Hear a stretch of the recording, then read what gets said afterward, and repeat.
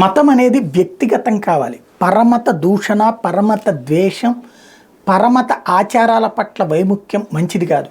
ఇది కొంతమంది వలన ఎదురవుతున్న సమస్య. అది ఎవరు చేసినా తప్పే.